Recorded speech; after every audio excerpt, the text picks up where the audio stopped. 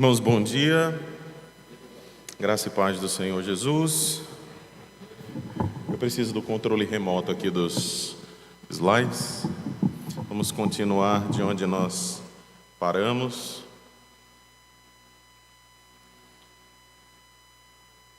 Quero eu que você abra sua Bíblia nos capítulos 2 e 3. 2 e 3 de Apocalipse.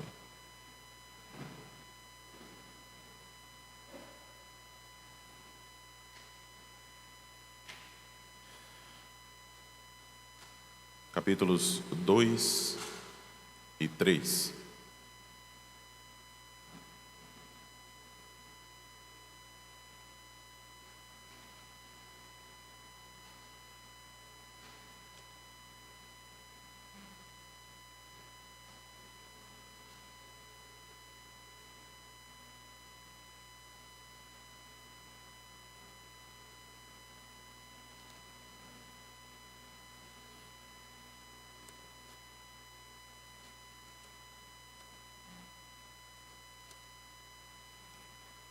Todos acharam?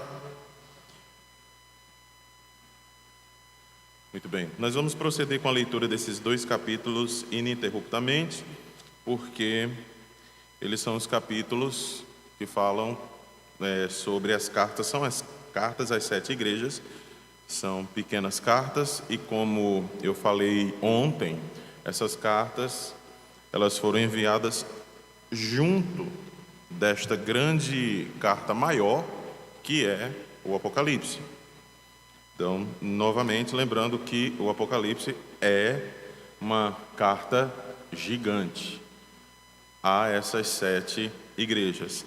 Além de carta, é uma literatura profética. Além de literatura profética, é também a revelação de Jesus Cristo. Então, acompanhe comigo a leitura dos capítulos 2 e 3. Ao anjo da igreja em Éfeso escreve: Estas coisas diz aquele que conserva na mão direita as 7 estrelas e que anda no meio dos 7 candeeiros de ouro.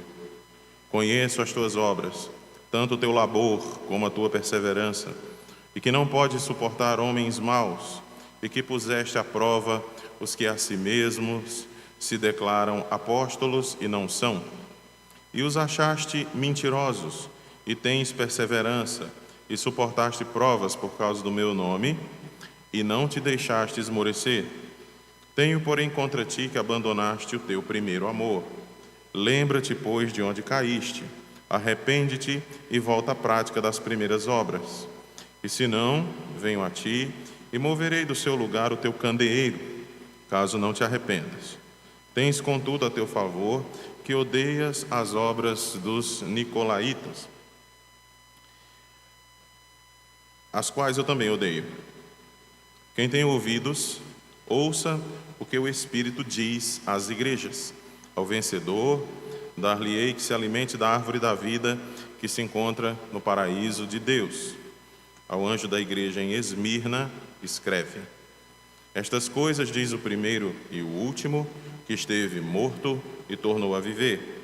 Conheço a tua tribulação, a tua pobreza, mas tu és rico, e a blasfêmia dos que a si mesmos se declaram judeus e não são, sendo antes sinagoga de Satanás. Não temas as coisas que tens de sofrer. Eis que o diabo está para lançar em prisão alguns dentre vós, para ser dispostos à prova, e tereis tribulação de 10 dias. Ser fiel até a morte, e dar-te-ei a coroa da vida. Quem tem ouvidos, ouça o que o Espírito diz às igrejas. O vencedor de nenhum modo sofrerá dano da segunda morte.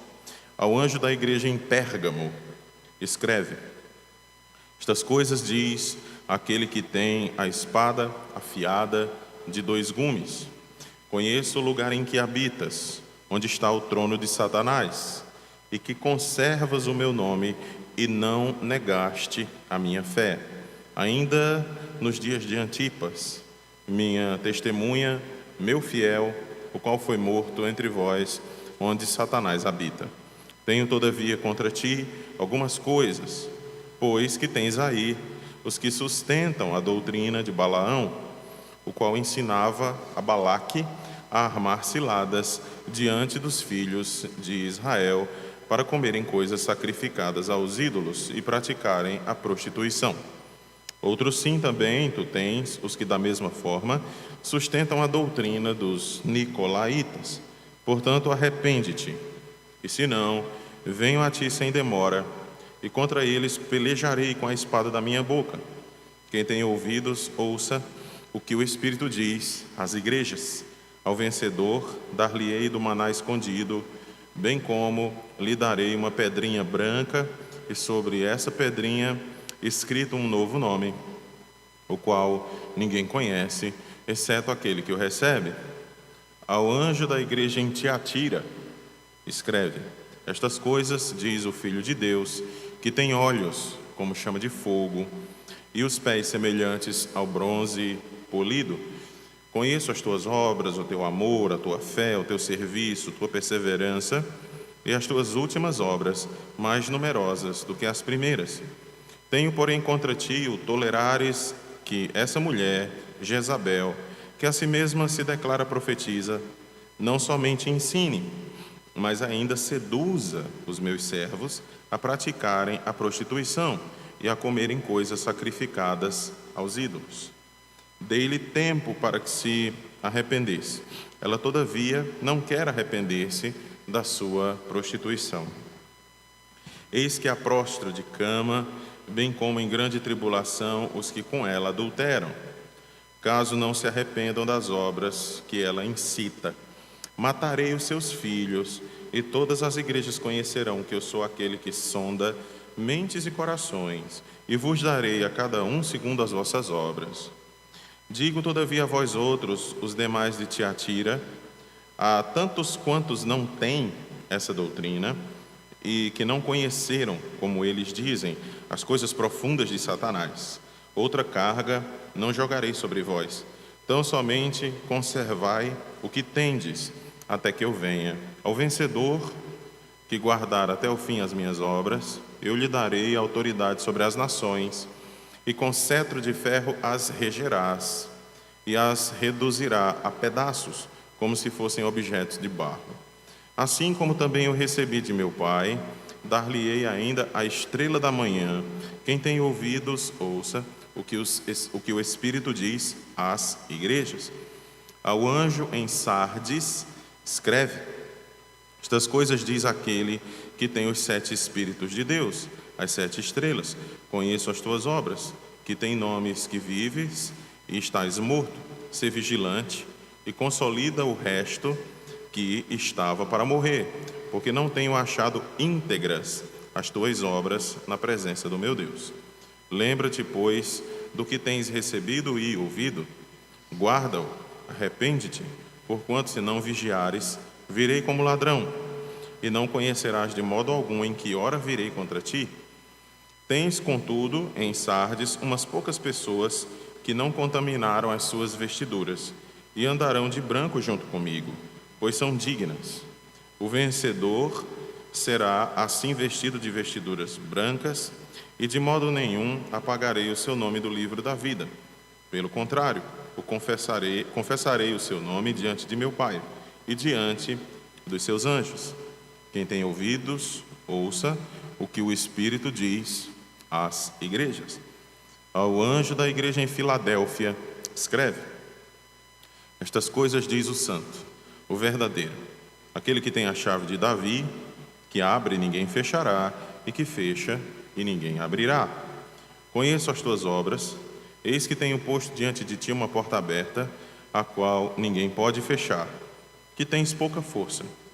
Entretanto, guardaste a minha palavra e não negaste o meu nome. Eis, farei que alguns dos que são da sinagoga de Satanás, desses que a si mesmos se declaram judeus e não são, mas mentem, eis que os farei vir e prostrar-se aos teus pés e conhecer que eu te amei. Porque guardaste a palavra da minha perseverança, também eu te guardarei da hora da provação, que há de vir sobre o mundo inteiro, para experimentar os que habitam sobre a terra. Venho sem demora. Conserva o que tens, para que ninguém tome a tua coroa. Ao vencedor, falo-ei coluna no santuário do meu Deus, e daí jamais sairá. Gravarei também sobre ele o nome do meu Deus, o nome da cidade do meu Deus, a nova Jerusalém, que desce do céu, vinda da parte do meu Deus, e o meu novo nome. Quem tem ouvidos, ouça o que o Espírito diz às igrejas. Ao anjo da igreja em Laodiceia, escreve: estas coisas diz o Amém, a testemunha fiel e verdadeira, o princípio da criação de Deus. Conheço as tuas obras, que nem és frio nem quente. Quem dera fosses frio ou quente. Assim, porque és morno, e nem és quente nem frio, estou a ponto de vomitar-te da minha boca. Pois dizes: estou rico e abastado, e não preciso de coisa alguma. E nem sabes que tu és infeliz, sim, miserável, pobre, cego e nu. Aconselho-te que de mim compres ouro refinado pelo fogo, para te enriqueceres, vestiduras brancas para te vestires, a fim de que não sejas manifesta a vergonha da tua nudez, e colírio para ungires os olhos, a fim de que vejas. Eu repreendo e disciplino a quantos amo. Sê, pois, zeloso e arrepende-te. Eis que estou à porta e bato. Se alguém ouvir a minha voz e abrir a porta, entrarei em sua casa, cearei com ele e ele comigo. Ao vencedor, dar-lhe-ei sentar-se comigo no meu trono, assim como também eu venci e me sentei com meu Pai em seu trono. Quem tem ouvidos, ouça o que o Espírito diz às igrejas. Amém. Bem, irmãos, nós vamos atravessar esses 2 capítulos com 7 cartas. Primeiro, deixe-me dizer o que eu disse ontem sobre a questão do tema das 7 cartas. Eu disse que, a despeito de serem 7 cidades diferentes, 7 realidades diferentes, 7 culturas diferentes e também 7 geografias diferentes, existe um tema comum. E o tema comum é a pureza da igreja de Jesus, ou a fidelidade a Jesus, ou a obediência a Jesus em meio ao paganismo. Então, se havia algo em comum no meio de tantas diferenças, é que essas igrejas estavam no meio do Império Romano. E estando no meio do Império Romano e no meio de um mundo greco-romano, de uma cultura greco-romana, essas igrejas, e cada membro em particular, sofria opressão e também um certo enamorar-se pela cultura pagã. Nós não podemos dizer que isso não acontece nos dias de hoje, porque acontece. Por exemplo, se um jovem cristão firme em Jesus passa no vestibular, entra numa faculdade, ali ele vai entrar em contato, e como a gente vê isso nos dias de hoje? Ele passa a entrar em contato com alguns pensamentos que são flagrantemente anticristãos, e ele começa a absorver esses pensamentos, às vezes sem sequer notar, até que certo dia ele se encontra tão secularizado, com um pensamento tão mundano, que ele mesmo não consegue discernir que se mundanizou. Então, acontece sim nos nossos dias, assim como nos dias em que essas 7 igrejas estavam de pé, tá? Eu quero falar de uma questão hermenêutica. Eu coloquei o seguinte: rejeitamos essa ideia futurista. A ideia futurista é a ideia de que é um tipo de hermenêutica dentro do livro do Apocalipse, de que o Apocalipse inteiro ainda é para o futuro, como se não tivesse nada do passado nem no presente, mas como se o livro inteiro fosse jogado para o futuro. Ou seja, nada está acontecendo ainda. O que não é verdade. Então eu coloquei o seguinte: rejeitamos a ideia futurista de que cada uma das 7 igrejas descritas representa uma fase fase com S, irmãos. Representa uma fase da igreja de Jesus durante esses 2000 anos. Cremos serem cartas que tratam de problemas pontuais, aí onde entra a cultura, onde entra a geografia, onde entra cada peculiaridade da igreja. Então, cremos serem cartas que tratam de problemas pontuais das próprias igrejas descritas, mas que servem para destacar os problemas recorrentes de toda a igreja cristã ao longo dos séculos. O que eu quero dizer com isso é que não é porque são cartas a igrejas antigas que elas não têm nada a dizer a nós, pelo contrário. Mas elas também não representam fases da igreja. O que é que eu quero dizer com isso? Existe uma linha, uma corrente de pensamento a respeito de como interpretar essas 7 igrejas, né, e essas 7 cartas, dizendo o seguinte: a igreja nos seus primórdios era como a igreja de Éfeso. Depois a igreja foi se transformando na igreja de Esmirna. Depois a igreja foi se transformando na igreja de Pérgamo. Isso é a igreja de Jesus em todo o mundo conhecido, não é? É como se a igreja fosse passando por essas fases, como se cada uma dessas cartas fosse uma fase pela qual a igreja passou, tá? Esse é um pensamento assim muito equivocado, porque cada carta dessas foi escrita para aquela igreja especificamente. Elas não representam fases, mas o todo da mensagem das 7 igrejas é um todo para a igreja toda, dentro da primeira vinda até a segunda vinda de Cristo. Significa dizer que a mensagem central dessas 7 cartas, elas servem para todas as igrejas, não apenas lá no passado, nem somente lá no futuro. Seria como se nós disséssemos o seguinte: nós temos a última carta, que é a carta aqui de Laodiceia, que está no capítulo 3, dos versículos 4 ao 22, e alguém dissesse: então no fim dos tempos, quando Jesus estiver na iminência de voltar, nós seremos como a igreja de Laodiceia. Não é isso que o texto está dizendo. Porque hoje nós estamos na fase Filadélfia, porque nós ainda não estamos na fase final. Não, isso aqui não representam fases. De fato, representam as características das igrejas para as quais essas cartas foram enviadas, junto com o Apocalipse. Então, a dinâmica das cartas, observe no slide acima, tá bom? As cartas começam, com Jesus dando características de si mesmo. Jesus sempre vai dizer: aqui quem está falando é... Tá? 2, um elogio à igreja. 3, uma reprovação. Então, ele sempre vai reprovar alguma característica que está acontecendo dentro daquela igreja.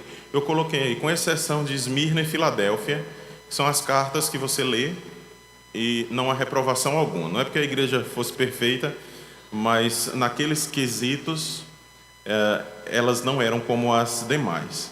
4, um incentivo a ouvir o que foi dito, e esse incentivo é muito importante, inclusive para nós, porque existe um plural aí, mesmo a carta sendo escrita para uma igreja específica, cada uma delas, se você ainda está com a Bíblia aberta, só precisa você ver o final, no capítulo 3, versículo 22. Sempre há um incentivo a ouvir o que foi dito, quando ele diz, quem tem ouvidos, ouça o que o Espírito diz às igrejas. Então, mesmo quando ele escreve só para Éfeso, mas ele diz às igrejas. Tá? Quando ele escreve só para Filadélfia, ainda assim ele termina com as igrejas. Porque a voz do Espírito, ela deve ser ouvida por todas as igrejas. Ainda que uma carta tenha sido escrita para a igreja presbiteriana do Juazeiro, vamos dizer assim, nessa época, João escrevesse. Mas o que está acontecendo aqui também pode ser uma realidade que esteja acontecendo lá, né? Digamos no Crato, tá? No Iguatu, em Várzea Alegre. Então, todas as igrejas devem estar sensíveis e atentas à voz do Espírito. Então, 4 que eu coloquei, um incentivo a ouvir o que foi dito. 5, uma promessa, sempre tem uma promessa. Se vocês forem obedientes, acontecerá isso. Se vocês forem obedientes, lhes darei isso. Ok? Quanto ao 4, ou seja, quanto ao item 4, ouvir é um modo de ecoar o que o Senhor Jesus dizia após falar por meio de parábolas. Está em Mateus capítulo 13, Marcos 4 e etc., significando que a mensagem de Cristo iluminará alguns, mas cegará outros, ou vai destapar os ouvidos de alguns e tapar os ouvidos de outros. Porque quando o Senhor Jesus pregava, ele diz, quem tem ouvidos para ouvir, que ouça. Quem tem, alguns não têm e jamais terão ouvidos para ouvir. Então o Senhor está falando de eleição, né, da doutrina. Exatamente, esta é a doutrina da eleição. Alguns não terão ouvidos para ouvir. E acabou. Nós não sabemos quem são esses, por isso a pregação tem que ser a todos, mas, de fato, alguns nunca ouvirão. Então, vamos ver aqui rapidamente sobre a primeira igreja, que é a igreja de Éfeso. A primeira carta foi escrita para lá, tá bom? Eu acho que está no próximo slide.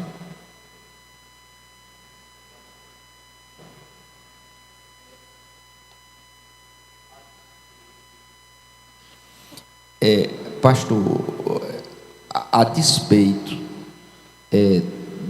desse entendimento de que as igrejas foram reais, delimitadas em um tempo específico da história,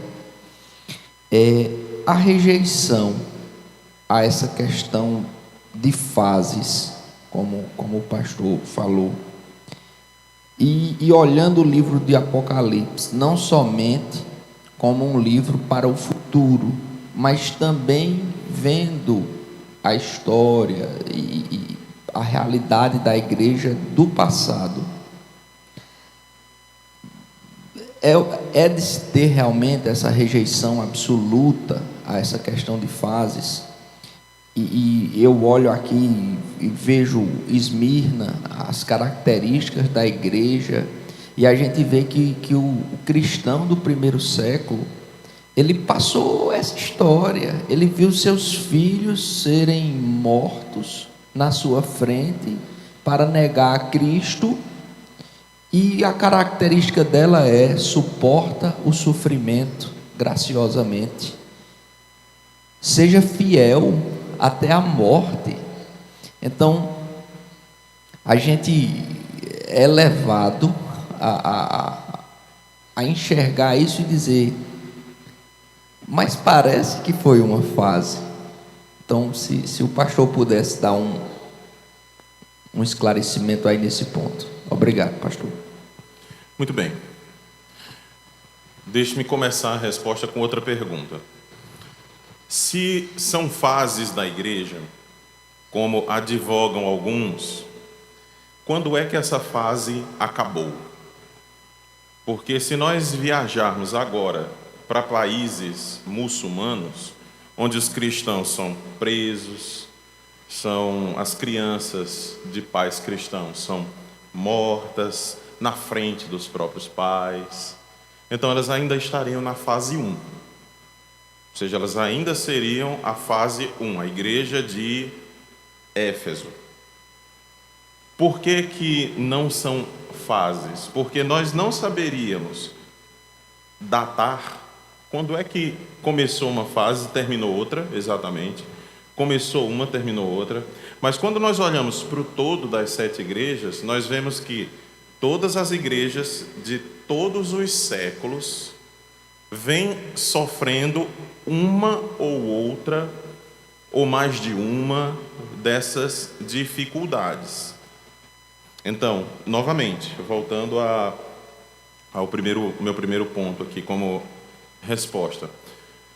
Hoje, ainda há, principalmente a igreja perseguida, norte da Coreia, nós temos, às vezes, até a PMT manda para nós cartazes com alguns missionários cujos nomes e os rostos não aparecem, não podem aparecer.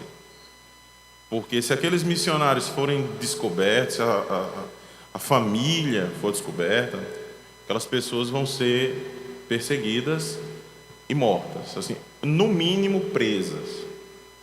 Então, isso ainda seria fase 1. Então, nós temos igrejas na fase Éfeso e, digamos, igrejas na fase Filadélfia, igrejas na fase Laodiceia. Então, a questão é não compartimentalizar historicamente isso aqui. E ao longo da minha fala, eu vou dizer por que isso estava acontecendo exatamente aqui. Então, é um assunto... você também perguntou quem advoga isso, assim, por que se advoga isso? Dentro do movimento chamado dispensacionalismo, e principalmente o dispensacionalismo mais antigo, né, o primeiro dispensacionalismo ali pelo Schaeffer, que foi um dos fundadores do seminário do Dallas, né, Dallas Theological Seminary. Naquela época eles compartimentalizavam.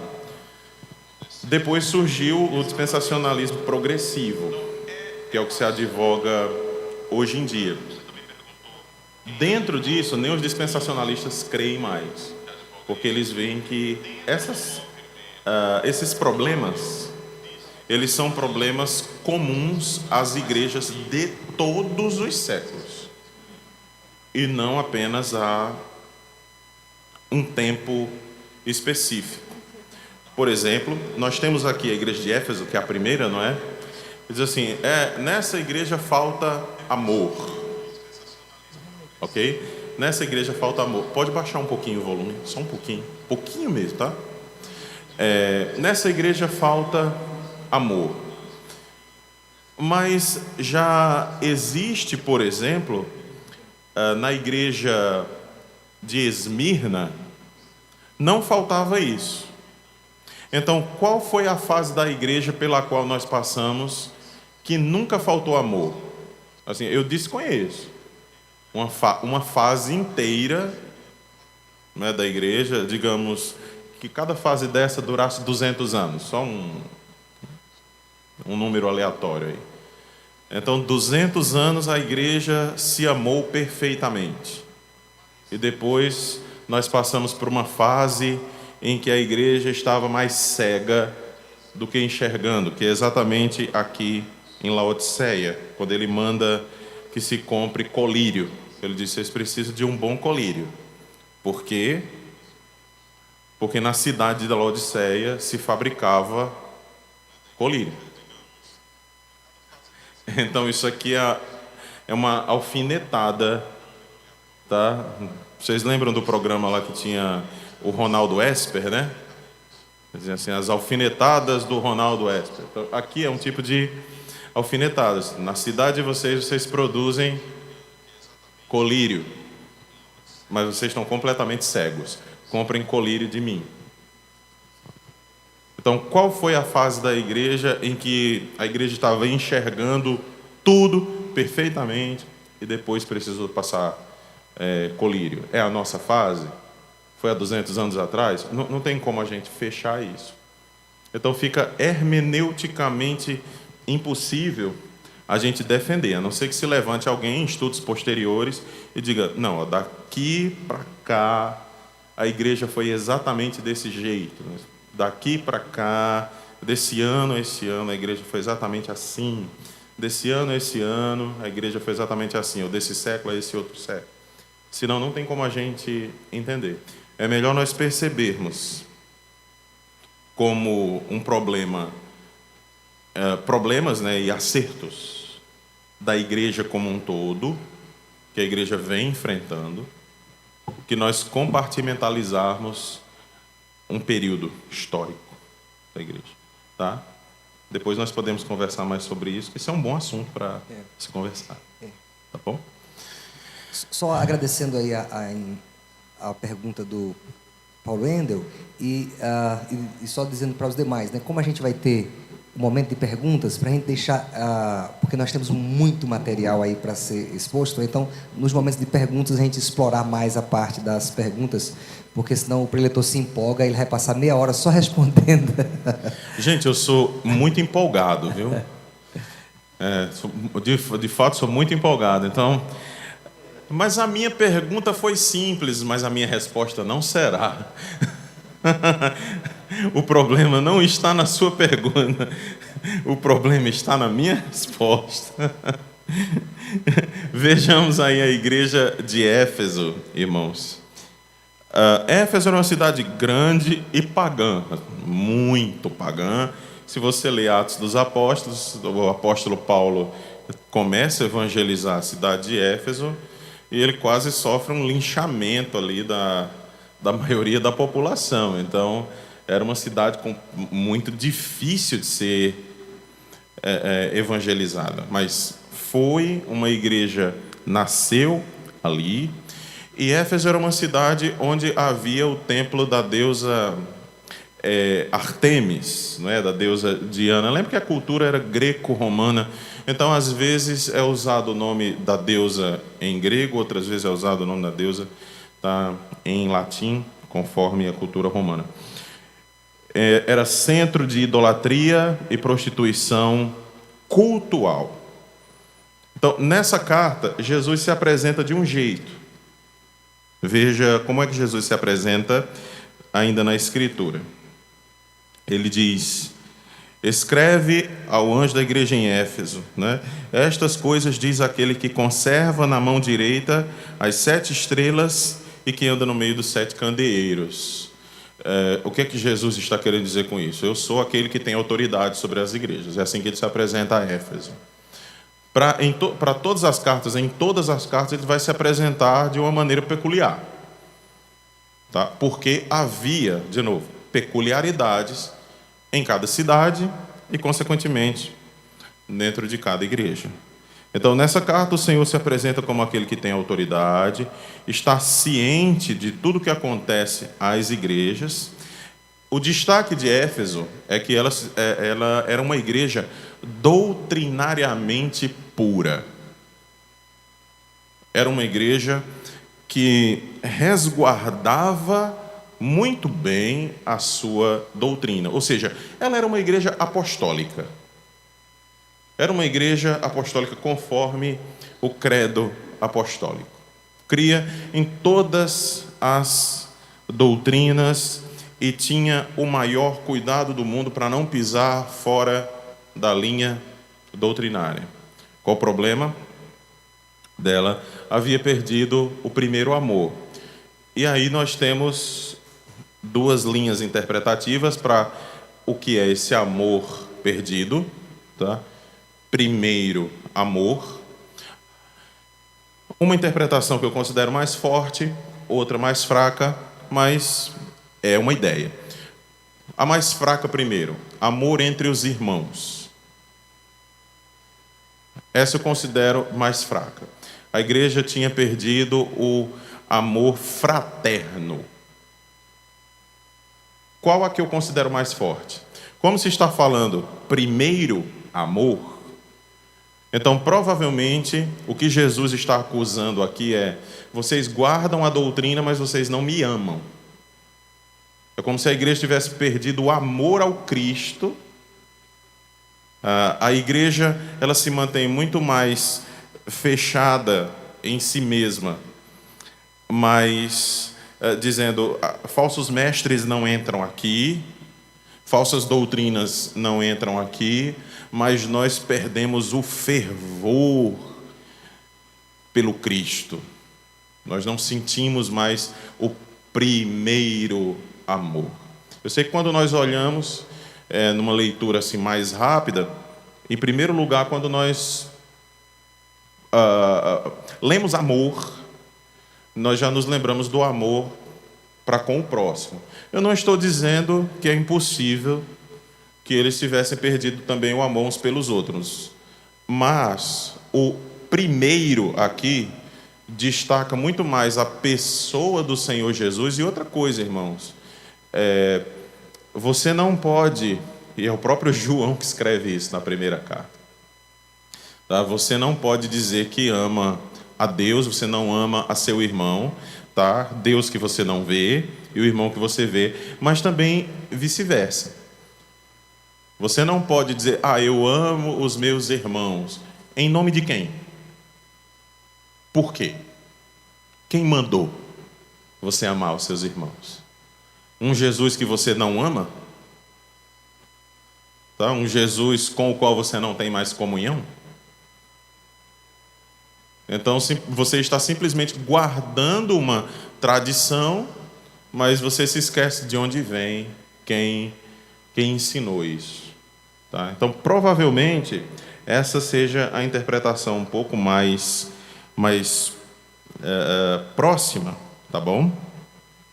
Outra coisa que eu quero destacar, que está no versículo 2, capítulo 2, versículo 2, conheço as tuas obras, o teu labor, a tua perseverança, que não pode suportar homens maus, que não pode e que puseste à prova os que a si mesmos se declaram apóstolos e não são, e os achaste mentirosos.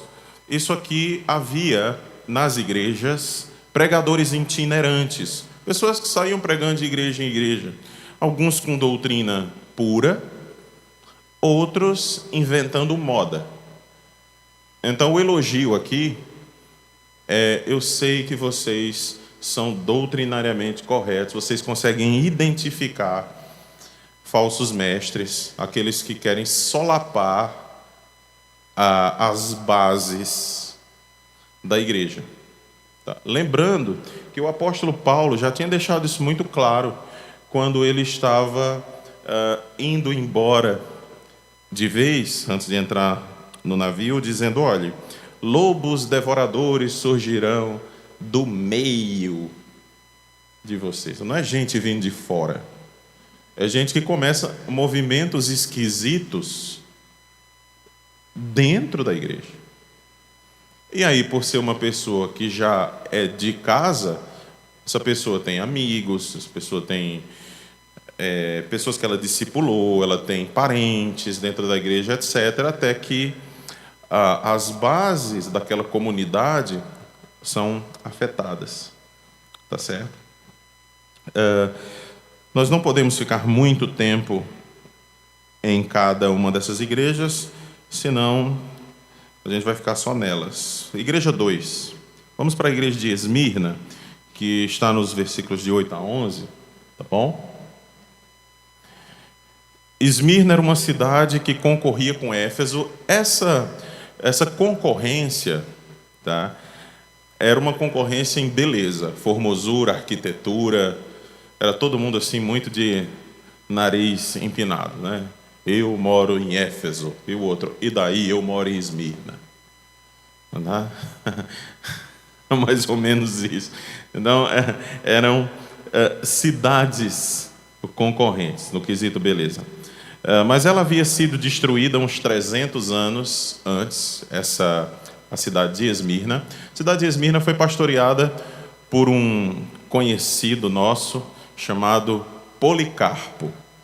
Assim, conhecido nosso da história da igreja, tá? Porque se ele estivesse vivo, ele teria uns 2.800 anos, aí não...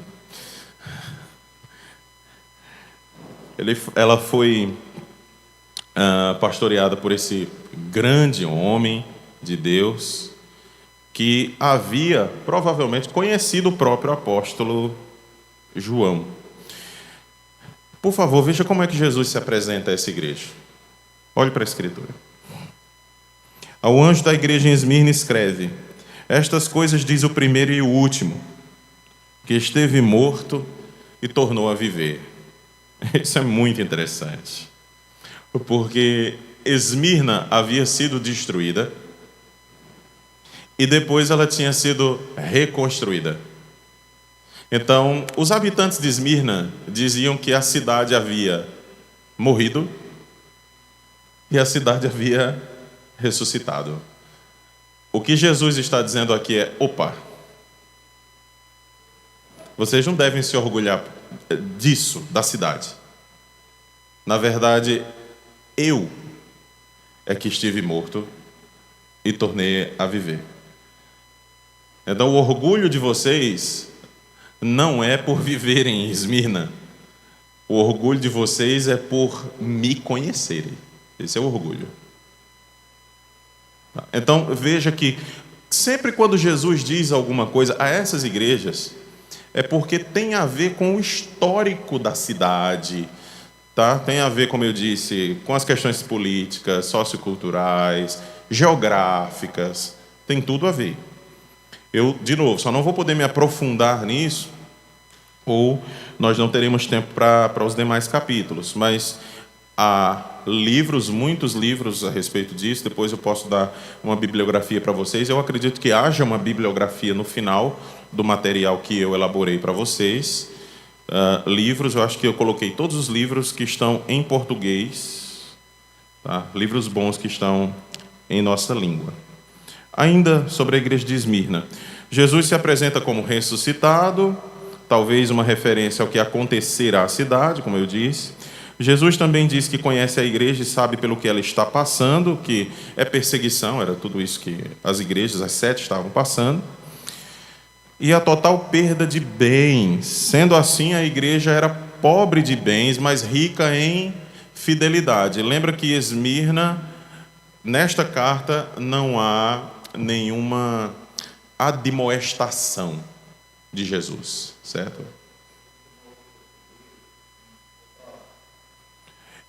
E mais, nós podemos dizer que eles se viam de um modo, mas Jesus os via de outro. Como assim? Como era o modo como eles se viam? Veja o versículo 9. Conheço a tua tribulação, a tua pobreza, mas tu és rico. Então, eles se viam apequenados, mas Jesus os via grandes, porque eles estavam perseverando, eles estavam segurando a barra da perseguição e do mundanismo. Ainda mais, eu tenho que dizer algumas coisas aqui. E a blasfêmia dos que a si mesmos se declaram judeus e não são, sendo antes sinagoga de Satanás. Eu vou me deter um pouco aqui sobre o que João está querendo dizer com pessoas que se declaram judeus e não são, mas são sinagoga de Satanás. Os judeus, obviamente, eram também perseguidores da igreja. Nessa época, Roma já tinha superado em muita perseguição dos judeus. Os judeus eram um povo pequeno ali da Palestina, mas eles estavam espalhados por todo o império. Então, inclusive, eles ajudavam ao império a dizer onde havia cristãos. Se você tivesse vizinhos judeus, esses seus vizinhos judeus chamariam os soldados do império e diriam o seguinte: olha, eu sei onde é que tem uma casa cheia de cristãos. Eu sei onde existe. Tá? Lá tem o marido, a esposa e uns 6 filhos. Então, os judeus, eles faziam isso. E João, que era um judeu, mas veja como ele se coloca contra os seus patrícios no sentido de o que é ser um verdadeiro judeu. É isso que ele está enfatizando aqui. Ele diz: a blasfêmia dos que a si mesmos se declaram judeus e não são. Por que eles se declaram judeus e na mente de João eles não são? Porque eles mataram o Messias. Se vocês fossem verdadeiramente judeus, vocês creriam no Messias judeu que vocês mataram. Então vocês, na verdade, não são judeus. Muito mais judeu é quem o é de coração, que crê no Messias judeu, ao invés de vocês. Mas eu sei o que é que vocês são. Vocês são sinagoga de Satanás. Vocês servem ao diabo. Porque vocês mataram o Messias judeu. Então vocês não são judeus, vocês perderam esse status. O Messias judeu veio e vocês o mataram e ainda estão ajudando a perseguir a igreja que pertence a esse Messias. Então vocês adoram o diabo. Vocês são filhos de Satanás. Nada que Jesus não tenha dito no próprio Evangelho do mesmo João, no capítulo 8, a partir do versículo 40 em diante, quando Jesus tem aquele famoso embate com os judeus, quando ele diz, os judeus dizem: nós somos filhos de Abraão, nós não somos filhos bastardos. E Jesus diz: vocês são filhos, né, do diabo e querem cumprir-lhe os desígnios. E os judeus retrucam e dizem assim: mas nós não temos razão em dizer que você é samaritano e que tens demônio. Então, para ele, ser samaritano e ser endemoniado era a mesma coisa. Jesus continua até que a fala de Jesus diz o seguinte, né? Segundo João: Abraão se alegrou quando viu o meu dia. E aí os judeus dizem: você não tem nem 50 anos. Como é que conheceste o nosso pai Abraão? Aí Jesus responde: em verdade vos digo, né? Amém, amém. Ela é amém, amém. A nossa Bíblia traduz em verdade, né? Eu preciso dizer que Jesus era o único que usava amém antes de dizer qualquer coisa. A gente diz amém no final. Jesus dizia antes, tá? Isso tem uma questão teológica por trás que eu não vou me deter. Eu sou empolgado, eu disse. Não vou me deter nisso. Mas Jesus dizia amém, amém. Antes que Abraão existisse, eu sou. E isso mexeu com a cabeça de quem estava conversando com ele. E pegaram em pedras para matá-lo ali mesmo. Eles entenderam a referência. Quem é que diz eu sou?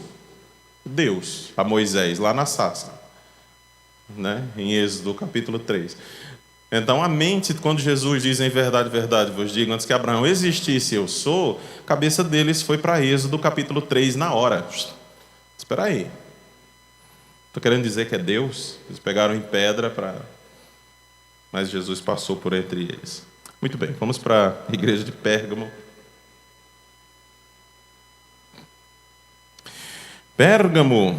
Pérgamo significa cidadela, e realmente é de lá que vem a palavra pergaminho.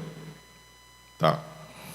Pérgamo significa cidadela, e ficava sobre o vale do Caicos. Não era um grande centro comercial, mas em compensação, um centro político e religioso. O que é que a gente chama de centro político religioso ali no primeiro século? Centro político religioso significa que a adoração a Roma e a pessoa do imperador estava ao extremo. Então, os cidadãos de Pérgamo, eles eram fascinados pela cultura romana e pela pessoa do imperador. Havia um templo em Pérgamo à deusa Roma. E havia outro para o imperador. Então, se você quisesse ir lá queimar um incenso, acender umas velas para o imperador. Tinha um templo para isso. Tá? Então, pense na facilidade de ser cristão numa cidade dessas, porque o que Roma exigia dos cristãos era uma coisa muito simples, entre aspas. Diga, César é Senhor. Três palavrinhas só, né? César é Senhor. Só isso. É uma coisa difícil dizer isso? Bem, para um cristão é completamente impossível dizer isso. O que era que os cristãos diziam? Jesus é Senhor. Mas nós vamos lhe dar mais duas chances. Diga, César é Senhor. Aí a gente não mata seus filhos, nem sua esposa na sua frente, para depois matar você. Não. Jesus é Senhor. Jesus é Senhor.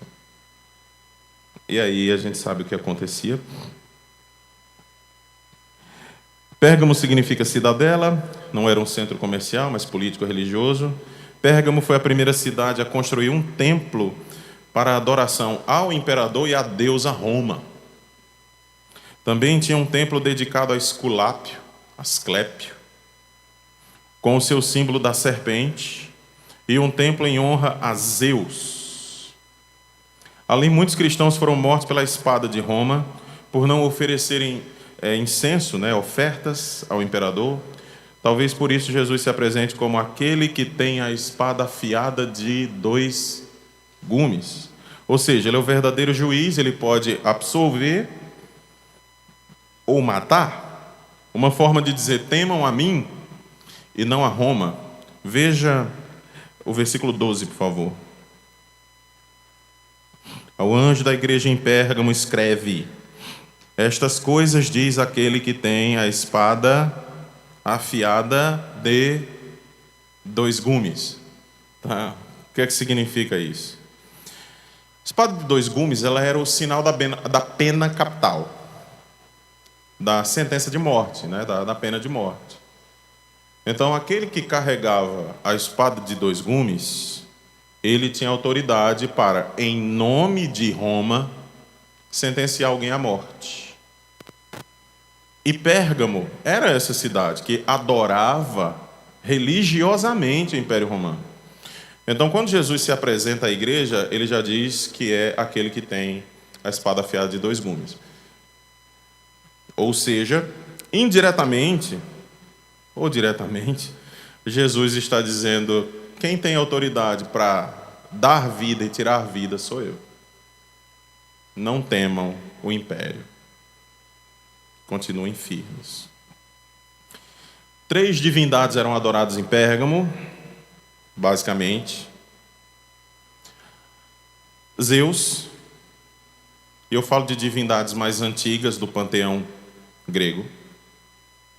Zeus, Atena e Asclépio, ou Esculápio.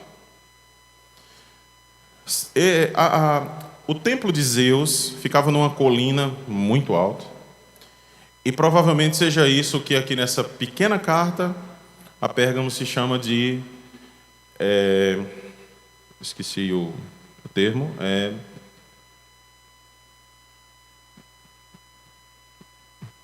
Meu cérebro deu tilt. Trono de Satanás, obrigado.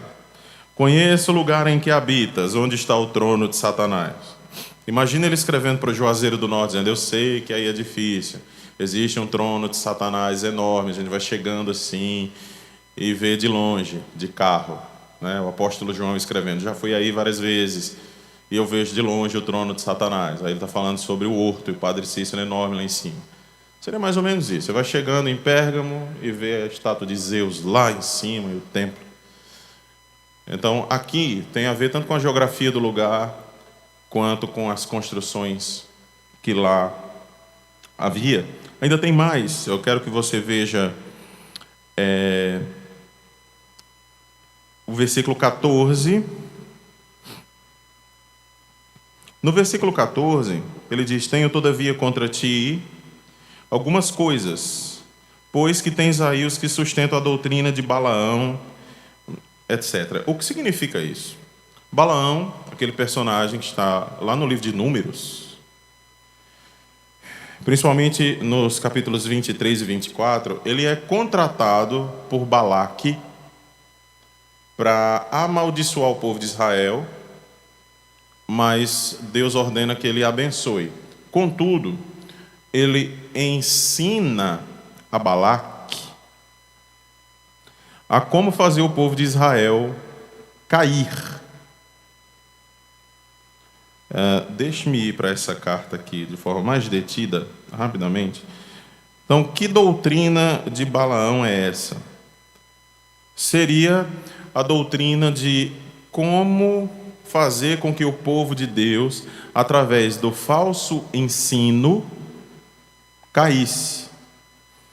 Obviamente que não existia um Balaão aqui na igreja, assim como não existia uma Jezabel na igreja de Tiatira, que nós vamos ver em seguida, mas existia seduções, a fim de que os cristãos tivessem uma vida dupla, uma vida onde eles adorassem o Senhor e eles também pudessem, vez por outra, talvez para evitar perseguição e tal, adorar adotar algo do paganismo.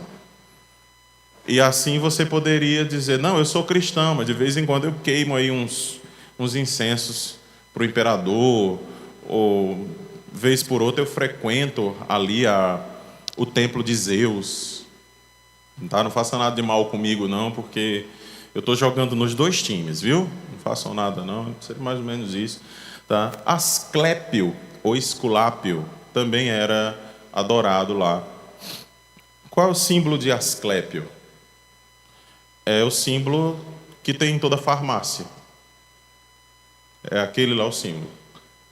O que é que tem na frente de toda farmácia e em todo jaleco médico? Aquela serpente lá.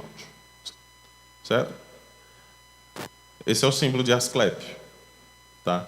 Não é o símbolo da farmácia que você compra porque tem o preço mais barato, mas é um símbolo muito antigo, tá? Ainda utilizado hoje em pleno ano de 2022. Tá? Vem daqui. Próxima igreja.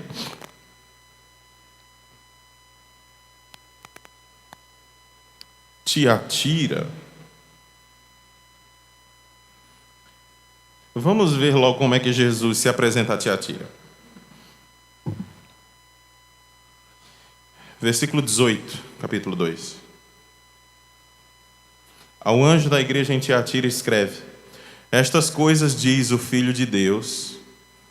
É a primeira vez que Jesus se apresenta assim, tá? Aqui nos escritos joaninos. Né? Essas coisas diz o Filho de Deus, que tem olhos como chama de fogo e os pés semelhantes ao bronze polido. Eu já disse a vocês o que significam olhos de fogo, né? São olhos, tem a ver com a onisciência, olhos perscrutadores, sabe tudo, mas também olhos de juízo, de julgamento. E eu também já disse o que significam as partes baixas, né, as pernas, como bronze incandescente, saindo da fornalha. Tá? Significa, eu tenho autoridade para pisar sobre os meus inimigos. Tá? É bom guardar essas informações, elas são úteis para toda a leitura do livro de Apocalipse, porque alguns símbolos, imagens e números, eles sempre vão se repetir. Então, Tiatira não era uma cidade de ponta, quanto Éfeso ou Pérgamo, mas tinha forte comércio. Lá havia corporações de comerciantes. Comercializava-se lã, linho, couro, artesanatos, tingia-se panos. De lá veio Lídia. Lembram de Lídia? Lá em Atos. Paulo estava pregando, tinha ali umas mulheres em oração, ele prega, e Lídia, vendedora de púrpura, lá de tecidos, de púrpura e tal. Por quê? Porque ela era uma comerciante, ela vinha de uma cidade que lidava com isso. E mais, Jesus se apresenta como juiz glorioso, como em Apocalipse 1, nós lemos, 12 e 13, que são as pernas como bronze incandescente, que é um eco de Daniel 6, capítulo 6, versículo 6 e versículo 16 também. E assim se apresenta para ser temido. Havia dois grandes problemas em Tiatira. Um problema externo, que era o comércio, e um problema interno, que era a tolerância. O que Éfeso não tolerava de falso mestre pregando na igreja, Tiatira convidava. Certo? Venha, pregue em nossa igreja. Não, mas eu sou gnóstico, tem nada não, venha cá e dê uma palavra para nós. Certo? Então, o que Éfeso tinha cuidado com isso, Tiatira era da pá virada. Certo, gente? Outra coisa que precisa ser dita aqui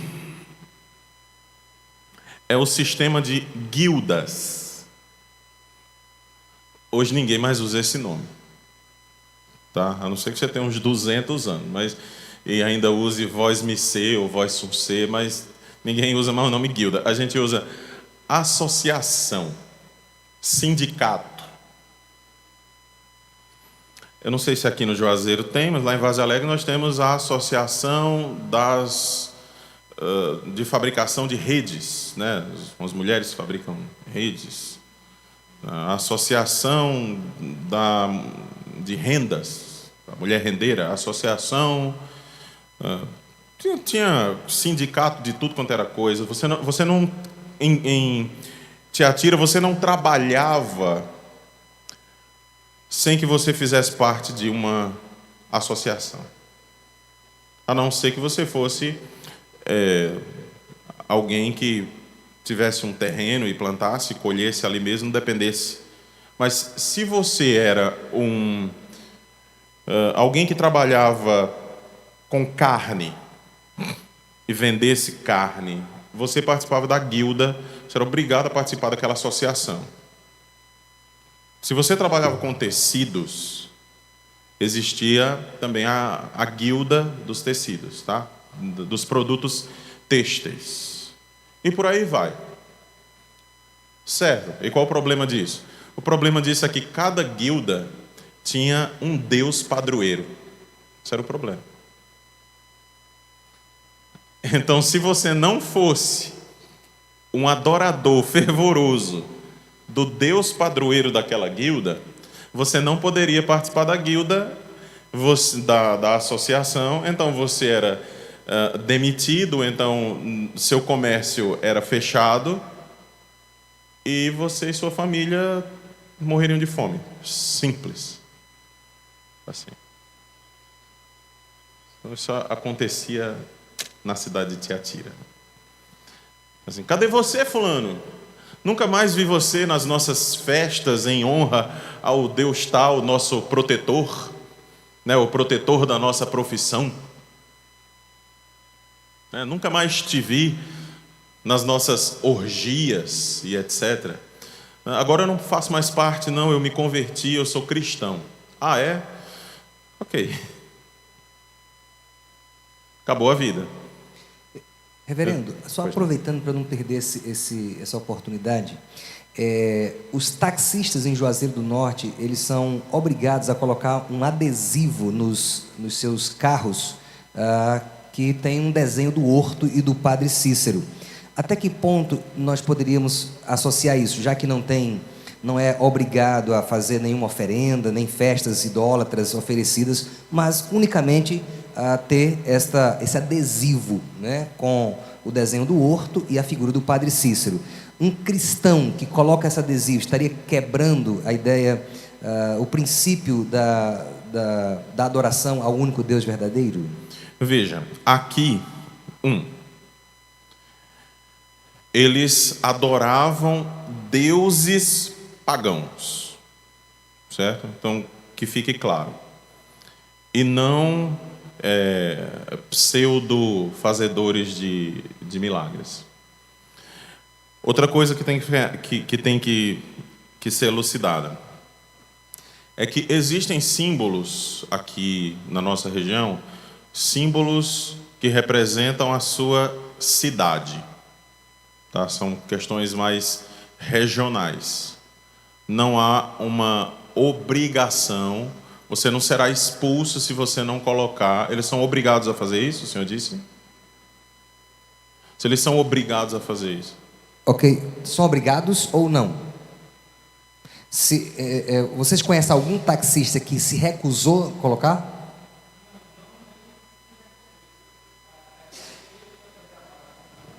Uhum. Não, mas a minha pergunta é essa: existe algum taxista que se recusou e foi aceito? Tem? Uhum. Porque assim. Então é o seguinte: se, digamos, a guilda. Agora eu fiquei sabendo que aqui no Juazeiro há uma guilda de taxistas, né? Então, veja, se de fato houver uma associação dos taxistas cujo padroeiro é o padre Cícero, e há uma obrigatoriedade religiosa quanto a isso, então nós entramos no pecado de Tiatira. Não havendo essa obrigatoriedade religiosa, aí a gente não pode dizer que é a mesma coisa. Mas, obviamente, que todo taxista que se diz cristão, de verdade, ele vai lutar para não pôr no seu carro, ou em sua casa, ou em qualquer lugar, qualquer simbologia que, pelo menos, possa ligá-lo ao paganismo. De novo, por que é que eu não posso restringir isso aqui a uma fase da igreja? Como foi a pergunta do irmão aqui ao lado. Por que é que eu não posso restringir isso a uma fase da igreja? Porque isso aqui ainda acontece. Então não pode ser uma fase que foi superada. Porque se não acontece aqui no Juazeiro, ou se não acontece ainda no Brasil, mas há países em que acontece. Há países em que as pessoas são obrigadas, por questões religiosas mesmo, do Estado, a se identificar com aquilo ali, ainda que sejam cristãos. E, se houver recusa, vão ser perseguidos, expulsos, os bens expoliados e, quem sabe, até mortos. Então, qual o problema externo? Era esse. Era o problema externo de Tiatira. Era a questão das guildas, dessas associações. E o problema interno é a tolerância. A tolerância era enorme com falsos mestres. Vamos para a igreja em Filadélfia.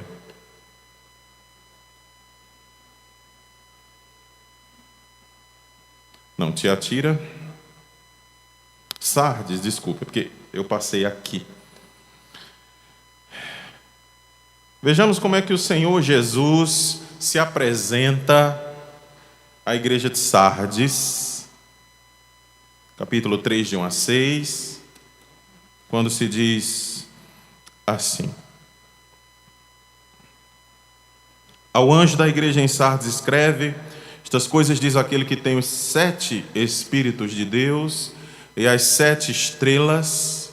Conheço as tuas obras, que tem nome de que vives e estás morto. É assim que o Senhor se apresenta. O que é que ele quer dizer com 7 Espíritos de Deus? Eu também disse isso na nossa primeira palestra. Os 7 Espíritos de Deus não é que haja 7 Espíritos Santos, mas que o Espírito Santo é o Espírito de plenitude, aquele que tem poder sobre todas as coisas, é aquele quem faz com que a igreja avance e é aquele que dá o dinamis, né, o poder à igreja para que ela não pereça. De fato, a maioria dessas igrejas aqui, elas deixaram de existir, a maioria deixou de existir. Todavia, A igreja de Jesus, não.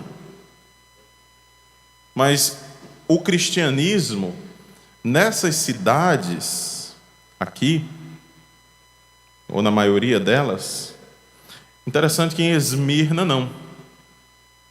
Esmirna tem uma cidade. Esmirna hoje o nome é Smir. Smir. Lá a cidade continua no mesmo local e com um nome quase idêntico, não é? Mas as religiões não cristãs já se apoderaram, sim, daquelas cidades. Sardes era uma cidade antiga, com pelo menos 1.200 anos. Era também uma cidade construída sobre um alto monte e fora transformada em fortaleza militar. Tá? É uma fortaleza militar, por isso que Jesus diz o seguinte: eu tenho 7 Espíritos de Deus, 7 estrelas, conheço as tuas obras, eu sei que você tem nome de que vive, mas está morto. Veja o versículo 2. O que é que ele diz? Se é uma fortaleza militar, veja como Jesus fala para a igreja: se vigilante. Bem, no mínimo o que a gente espera do militar, ou de uma área militar, é que você não possa sair entrando assim. Eu vou entrar aqui nessa área militar. Não, você vai levar um tiro. Tá? Você pode não estar vendo, mas com certeza existem guardas ali 24 horas por dia, trocando de turno. E você não pode entrar assim. Deixa eu entrar aqui nessa área militar com o meu carro preto, com os vidros fumês 100%. Vou entrar aqui nessa. Não, você vai morrer, eu sinto muito. Né? Pode esperar as balas. Por isso que o Senhor Jesus chega para essa igreja que estava em Sardes e diz: sejam vigilantes.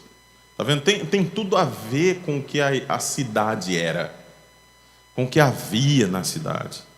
E mais, Sardes era uma cidade antiga, pelo menos 1.200 anos, era uma cidade construída sobre um alto monte. Cidades assim, de fato, eram usadas como fortalezas militares. Hendrickson escreveu: Sardes, a inconquistável. Seu povo era arrogante e confiante em si mesmo. Então, é muito fácil ser arrogante assim. Nós moramos numa cidade inexpugnável. Não é? Nenhum exército consegue chegar até aqui. Os nossos inimigos não podem nos conquistar. Nós somos altos demais para eles. Tá? O que Jesus diz à igreja é: eu chego aí. Então, tenham cuidado. E mais. Nos tempos em que o Apocalipse foi escrito, Sardes já havia sido destruída por um terremoto. Sardes passou por poucas e boas, em 17 depois de Cristo, e conquistada. Jesus se apresenta como aquele que tem os 7 Espíritos de Deus, as 7 estrelas, ou seja, ele possui plenitude do Espírito Santo, que é capaz de reviver esta igreja que está morrendo. Ele também governa os líderes, que são chamados de estrelas, né? A igreja tem apenas fama de que está viva, mas está morta. Sardes não estava sofrendo perturbações dos judeus ou perseguida pelos seus conterrâneos. Sardes gozava de paz, mas a paz de um cemitério. Estava completamente morta. Tá? Se tem um lugar que está em paz, é o cemitério. Mas não é um lugar nada bonito e agradável. Então era um sepulcro. Eu quero mostrar a vocês só como é que termina aqui a carta a Sardes.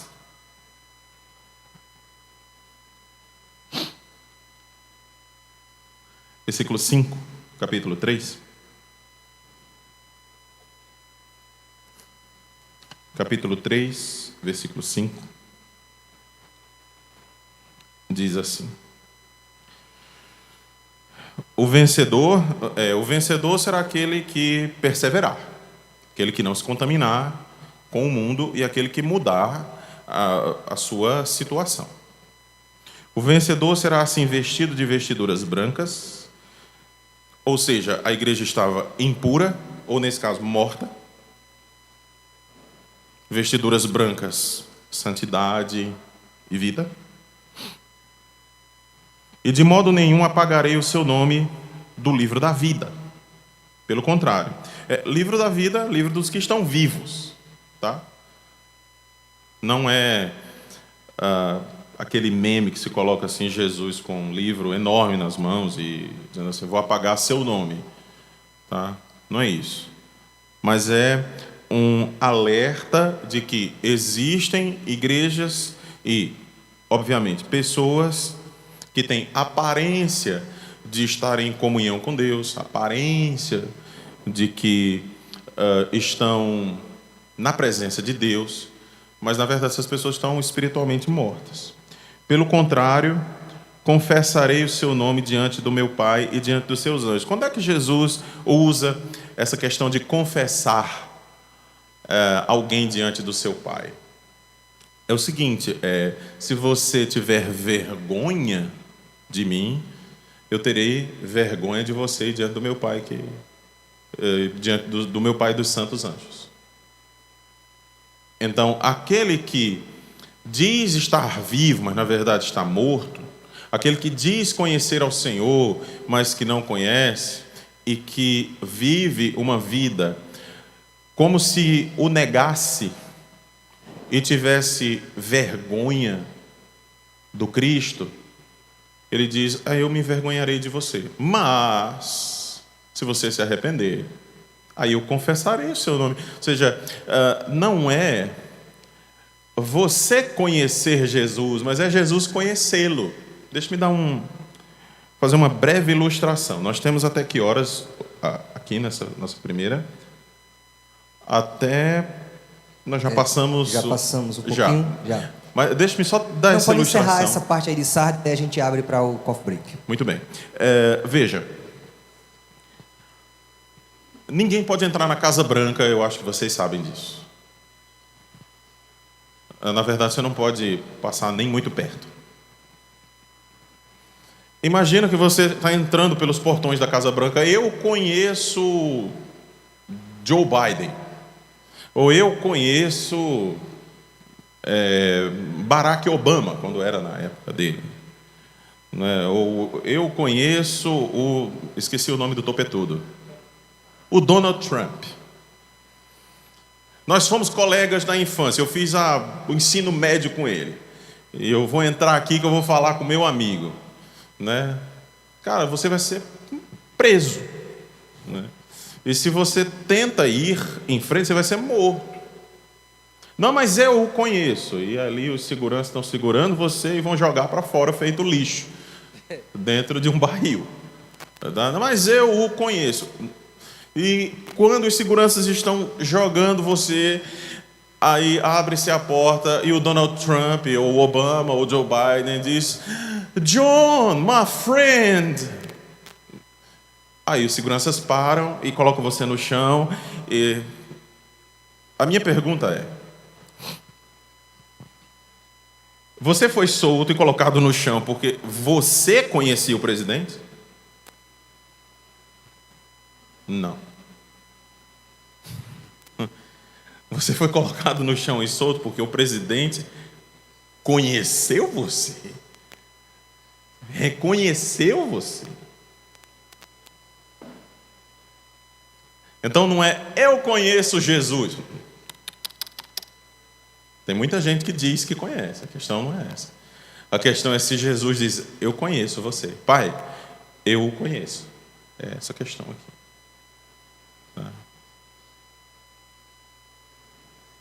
Ficamos por aqui por enquanto?